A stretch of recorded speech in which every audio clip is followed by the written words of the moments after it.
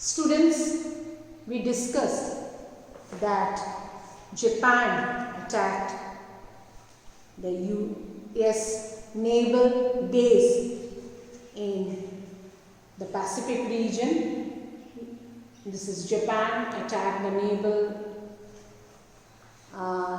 base of Pearl Harbor, and this actually led to another incident, that is the USA joining the Allied powers in the war. Till date, Germany or the Axis power was able to capture many regions of Europe, and it was advancing towards Russia. But slowly the Allied powers, with the help of USA, started regaining its own power and started giving an opposition to the Axis power. And slowly Germany was losing. It lost many bases in Russia, and as we discussed that it was on 7th of May, after Hitler committed suicide, 7th May 1945, that Germany surrendered to the Allied powers.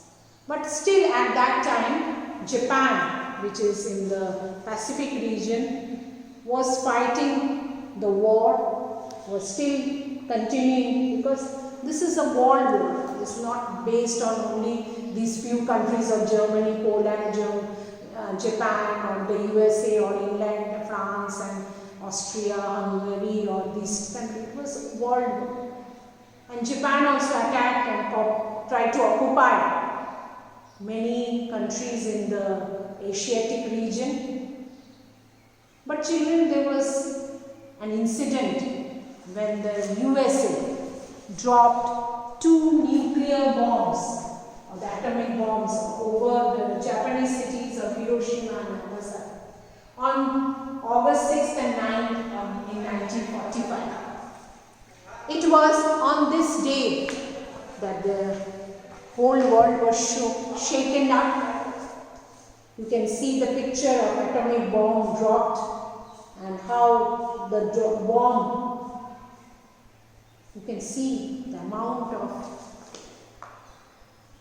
the force it is coming out. Children, millions of people died in Japan. Not only even if those who survived were not, they were handicapped. They had different internal and external problems. They suffered from skin rashes, internal disease, because it's a nuclear weapon. It has chemical reaction, and it caused the children, the babies who were born after the bomb blast also, they were not normal babies. They had some problem, and in this way the whole country of Japan was shaken up, and they also surrendered. And when Japan surrendered, Russia attacked Japan and occupied. So in this way the whole world was shaken up, and the Second World War ended in 1945. And Japan also suffered loss, the atomic bomb. And children, another incident happened that on 24th of October 1945, the United Nations was formed. What is United Nations? It is also a peacekeeping organization which was formed after the League of Nations. And the League of Nations was formed after the First World War, but it could not work properly.